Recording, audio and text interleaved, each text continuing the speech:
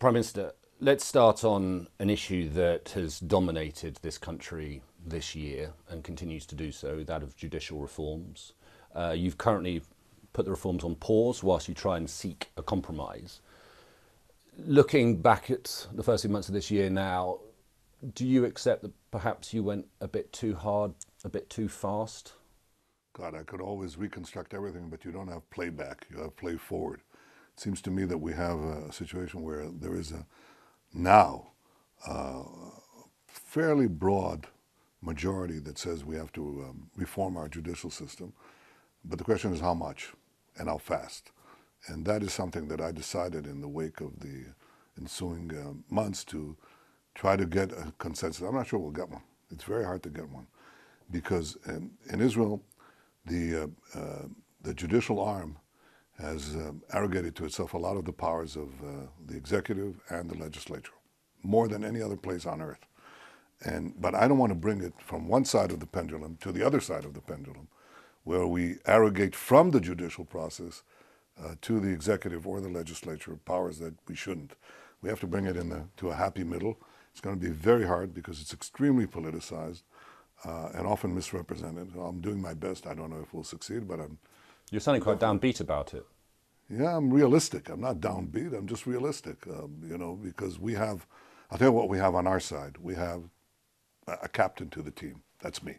So I can make an unpopular decision, unpopular among my voters, to give it a pause, not to go ahead with everything that we decided, or in fact with anything that we decided. Let's give it a pause. That was unpopular, but I made the decision. On the other side, you have to have some give, some take. Give and take. There's no give. Because I'm not sure there's a coherent leadership. It's a fractured opposition that is, I think, not stepping up to the plate, as the Americans say. And I hope it changes. I'm giving it time, but I can't give it infinite time. The proposed reforms, at least in their original form, were unpopular domestically, but also internationally. I mean, you've taken a real hit for these. If you look at the shekel, I was looking this morning, shekel's down more than 5.5% against the US dollar since you won the election back in November. The investment in the tech sector, one of the prides of Israel, is down 70% Q1 this year compared to last year. Moody's have downgraded your rating from positive to stable. They say it reflects, they've downgraded the outlook for Israel. They say it reflects a deterioration of Israel's governance. Fitch have warned that your A+ rating is at risk. Your personal polls have collapsed. No, they haven't. Well, there was a poll around Passover that put one of your opposition rivals, Benny Gantz, on 51% and you on 34%. Yeah, well, that's not the polls we have, but I don't care about that. We just had a guy. But the point is, it's been unpopular, not just here where there's been mass demonstrations on the streets, but the Americans have been critical of it. European allies have been critical of it. You pile it all on. Let me now parse back, take apart a lot of the things you said. The high-tech sector is suffering across the world, and there are 80%, 90% decreases in investments in developed countries. Israel is relatively okay, but everybody is suffering. There's a correction on high-tech that's happening now. Many things are happening, including AI, which we could talk about because that's the next thing that's coming. But that's one thing. The second thing that you say, there hasn't been any downgrading of Israel's credit rating. Our economy is actually, all the commentaries say that our economy is doing actually very well. Our debt to GDP ratio, that's how much debt we have. They've revised your outlook. No, they haven't. Moody's in April revised it from positive to stable. Well, the outlook is not the rating, number one. It's important to understand Israel's economy is very powerful. It's going to remain powerful because it's a high-tech economy in a high-tech world, and a very able one. And because I led the free market revolution, which turned Israel from a semi-socialist economy to a capitalist economy. So I'm not worried about the shekel down against the dollar? Very little. That's not a big change. It actually will strengthen today, but it's not important. But it affects people's pockets. It affects how people can spend. No, I disagree with you. I don't think the economy is the problem. I think political consensus is the problem. There's a vast misrepresentation about what we're doing, and everybody's adding to it. So we're going to take away the independence of the court. No, we're not. I'm not going to let that happen. I said right from the start, after the initial plan was presented, I said we're not going to have a sweeping override capacity of the Knesset, our legislature, against decisions that the court has. The court has sweeping override decisions over what the legislator decides, but I'm not going to correct it by having the opposite. I want to move the pendulum to the center. It's a process. You get maligned, you get criticized, you have to take the heat. And, Harry Truman said two great things. He said, first, if you can't take the heat, get out of the kitchen. I can take the heat. I've done reforms. I was attacked. I had massive demonstrations for months. I had 5-month labor strike when I made Israel into a free market economy. So I'm used to that. I think we need a correction. I think it's important to make that correction in a balanced way, in a responsible way, so we reestablish the balance that Israel enjoyed in its first 50 years between the various branches of government. But I'm not sure that it's going to be such smooth sailing right away. You have to take the hits. The second thing that Harry Truman said, was in politics, if you want a friend, get a dog. Will you put a timeline, a deadline on the compromise talks? Will you put a... My children will love a dog. Would you put a deadline on the compromise talks? Will you put any sort of timeline on it, or? No, we're not putting a deadline. They're putting a deadline on it. They're saying, whatever you do the smallest thing. It breaks up it breaks up the talks. And I hope they see their way to finding a mutually agreeable way to proceed. But I just can't promise you it'll happen. If not, if no compromise is found, it's back to the original proposals as we saw at the start of the year. Give me time, and let me keep my cards close to my chest. Also, I have to discuss this with my colleagues, as you know. Can I come on to issues regarding the Palestinians? Figures show that over 7,000 settlement homes have been advanced under your government since the start of the year. These are widely criticised internationally, publicly and privately to you. They contravene international law. You have said in interviews I've seen in the past that it's the Palestinians that are the obstacle to peace. As the Secretary of State, Antony Blinken, said this week, it's settlements that are the physical obstacle to peace. I think that's not true, and it's not new that I disagree with this. I also disagree that it's against international law because there's never been an international decision that says that Jews cannot live in Judea. That's where we come from. No, but Article 49 of the Geneva Convention says that an occupying force cannot build on the land. No, it cannot transfer people. And build on the land. Transfer people. Build on the land if it's your disputed... Unless it's military. If it's disputed territory, which it is. You call it occupied. We call it disputed.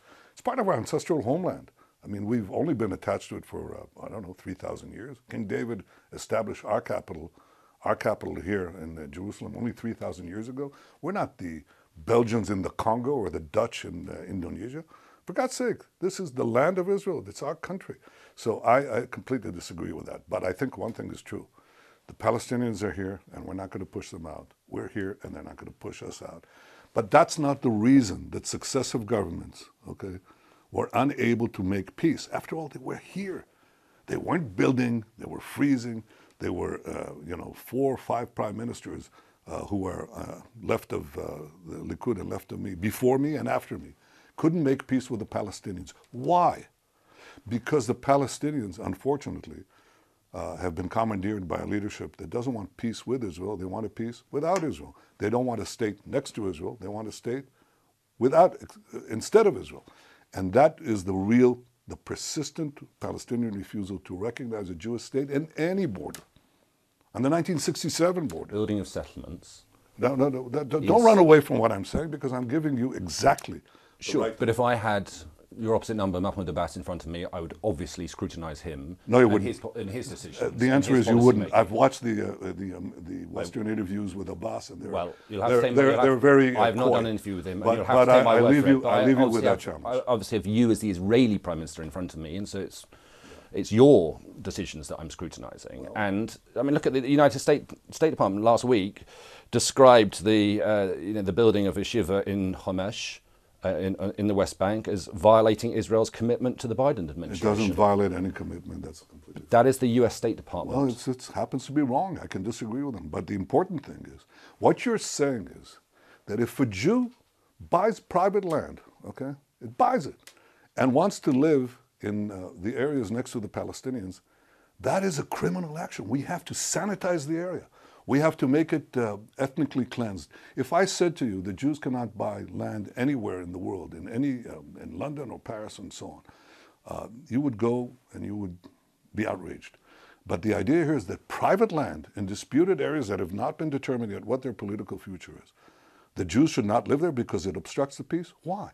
Why do a million Arab citizens of Israel live inside Israel, and we don't say that that's not possible? On the contrary, I think they're allowed to live anywhere. They should have all the civic rights, equal rights. But the idea that Jews will live next to Palestinians, that obviates the peace. I think this conception is the danger to peace.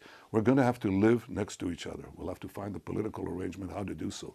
But the idea that the presence of Jews in their ancestral homeland, which has been our homeland for the last 3,000 years, the Jews should not live there. It should be Judenrein, Jew-free. I think that's the obstacle to peace. Let me talk about what you describe as trying to build a circle of peace, which is normalization with other countries in the region. There's a lot of talk that negotiations are going on with Saudi Arabia at the moment. Do you believe a normalization deal is close with Riyadh? Well, I certainly hope so, but I can't guarantee it. I mean, it's up to the Saudis. Our hand is extended to all Arab states, and certainly to Saudi Arabia, which is what would you say to Mohammed bin Salman, the Crown Prince? If Sky News is watched widely throughout the Middle East, what would your message be to him? Well, I think that we have great opportunities to advance the peace in our region, peace between our two countries, the well-being of our peoples. But I think it would change history. I mean, we have already made one historic turning point with the 4 peace treaties of the Abraham Accords, which Israel made under my leadership with UAE, United Arab Emirates, with Bahrain, with Morocco, and with Sudan. Obviously, Saudi Arabia would be a quantum leap forward because it's the most influential Arab country, not only in the Arab world, I think also in the Muslim world. So it would fashion, I think, the possibility of ending the Arab-Israeli conflict. And I think that would also help us solve the Palestinian-Israeli conflict, because the Palestinians are only 2% of the Arab world. The reason their leadership has been resistant to accepting the idea of a Jewish state is they said, well, we have all the Arab world, we'll overcome Israel one day. When they see that the Arab world has made its peace with Israel, I think there'll be a turning point also in the Palestinian polity. But I think working outside in is probably has a better chance of getting peace with the Palestinians than trying to bust through the Palestinians to the Arab world. But in a word, you're getting closer to a normalization deal with Saudi Arabia. I think it's too early to tell, but I can tell you that it's one of the great goals that I set for myself coming back to office. That is to make peace with Saudi Arabia and the rest of the Arab world, and also to block Iran. By the way, the two are interrelated. We'll come on to Iran, but first I just want to talk about the makeup of your current government, which has attracted, as you know, considerable controversy around the world. You appointed a new advisor this week who has tweeted in the past that Joe Biden is unfit for office and he is slowly but surely ruining America. Is that a sentiment that you agree with? No, and he has himself said that these are views that he held as a private journalist, and that he has since changed his views. Otherwise, he wouldn't be working for me. And aside from everything else, I think Joe Biden is a great friend of Israel. And he's the president of the United States of America, and we work with him as we work with other presidents. And we have confidence in the choices that America makes. By the way, the alliance between America and Israel has never been stronger. The security cooperation, you still the have an intelligence invitation to the White House, cooperation. though. Sorry? You still haven't had an invitation to the Well, White House? yes, I think it'll come. But I think that you should listen also to what both the President and the Secretary of State and the Secretary of Defense and Jake Sullivan, the National Security Advisor, have said. The ironclad alliance is exactly that. It's ironclad. And it will continue to be that. Let me just quickly go through this. We're short on time. Your finance minister, senior figure in your government, said that Hawara should be wiped out. He described the Palestinian people as an invention, and he's been recorded as saying he's a fascist homophobe. Do you agree with any of those statements? No, and he himself again said that he was taken out of context, or he simply was quoted wrong. But in any case, I think he understands that he joined my government. I didn't join his. And people follow our policies, and our policies are responsible. Okay, one of your MPs in your party. And very strong. And I don't control every MP. One of the politicians in your party recently said there are parents who encourage their children to be LGBTQ+. They give a boy a doll because it seems to them he should be gay. Yes. It's a homophobic statement. Again, I mean, I ask you again, do you agree with that? Do you agree with that? The homophobic lie is particularly ridiculous. Why? Because the Likud is presented as this illiberal party, and we're the, this, neo-fascist, whatever they call us. Okay, it's ridiculous. Now, here's how it's ridiculous. The Likud has a very active gay cell. The leader of that gay cell happens to be a Likud Knesset member whom I nominated to be the Speaker of the Knesset. And he won overwhelmingly across the board from every Likud member and every one of the members of my illiberal, quote, coalition. How come? Does anybody know that? Does your audience know that? So they're trying to paint us as anti-LGBT. Yeah, you can have one Knesset member who has those views, or two even. But the vast majority have followed my lead. They joined our coalition. We didn't join theirs. Itamar Ben-Gvir, the Interior Minister, again a very senior minister, recently visited Al-Aqsa compound, Temple Mount, said, we're in charge here. We're making changes slowly and quietly. I mean, that is an incredibly incendiary comment to Muslims, to Palestinians. And the point is that these individuals, whether they said this in the past or recently, they are all part of your government in some form, as ministers or as advisors. And this is how the world and world governments views your government. And when your finance minister goes to Washington, as he didn't get any meetings with the US administrations because they don't want to deal with him. The European Union, cancelled an event in Tel Aviv recently because they didn't want Ben-Gvir to talk of this. And you have a problem, do you not, that a lot of allies of yours don't want to engage with major players of your cabinet? I think there's an adjustment period, both for the members of the government and those who are, and for other governments with us. The one thing they have to understand is that we control policy and we guide it. For example, on the Temple Mount, the status quo, sacrosanct. We're not changing it. I don't care what anybody says. We're keeping the status quo. And ultimately, over time, people judge it, and they see it hasn't changed and won't change. Because the idea that, and in fact, it's an idea that has only been possible under Israeli sovereignty in Jerusalem, is that all three faiths have free and unfettered access to the Temple Mount, or to this Church of the Holy Sepulchre, where you have basically the holy sites of the three main monotheistic faiths. And that's going to be there. That's I would say, a rigid, unchanging principle that I'm upholding, and so will my ministers. I don't care where they come from. So, people say things, people respond to things people said, but look at what we do. And what we do is responsible and careful and measured. I don't want an escalation of tensions. I want to de-escalate tensions as far as we can. And I want to expand the circle of peace. And I think we can do that for the benefit of everyone. Israelis, Arabs, Palestinians, everybody. This week, Iran unveiled what it says is a hypersonic missile that could hit Israel within 400 seconds. Now, I don't think we've seen any public evidence of this missile. Do you believe that they now have that capability? Well, we're monitoring their capabilities, and I think whatever they have, we can deal with.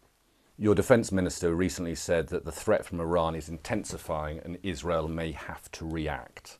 The US Secretary of State, to bring up again, said recently, we continue to believe diplomacy is the best way to verifiably, effectively and sustainably prevent Iran from getting a nuclear weapon, which was, clearly a message to you and to Israel. Are there any circumstances where you'd ever consider talking to Iran? I don't know what I'm going to talk to them about. If somebody says, we're going to decapitate you, what will I talk about? The method of our decapitation? We're going to destroy you, the method of our destruction. I mean, Iran is openly committed to destroying, repeating the Holocaust and destroying the 6 or 7 million Jews of Israel. And we're not going to sit idly by and let them do it. And also, I don't think that diplomacy by itself will work. I think diplomacy can only work if it's coupled with a credible military threat, or the willingness to apply that, the military option, if deterrence fails. It's just no way to stop any other country. This is how Saddam Hussein was stopped from building a nuclear weapon. This is how Syria was stopped from building a nuclear weapon. This is how Gaddafi was stopped, not by an action, but the threat of action. But there are two countries left. One, North Korea. There was no threat and wasn't stopped. And you talk to them all over the place. 3 Americans, more American governments had diplomacy with them, didn't help one bit.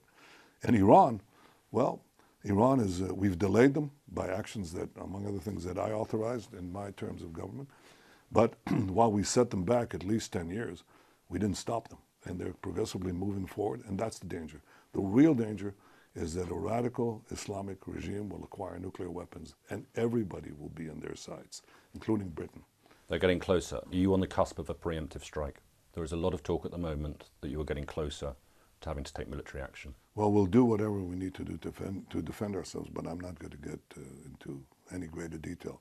And by the way, whatever agreements are made, JCPOA or by other countries with Iran, that doesn't oblige us. If they're saying that they're going to destroy us, end Jewish history after 3,000 years, 3,500 years of toiling under the sun, rebuilding our homeland, reestablishing our national life here, and these Ayatollahs think that they could threaten us with a nuclear holocaust, they're wrong. We'll do whatever we need to do to defend ourselves. Prime Minister, thank you very much. Thank you. Thank you.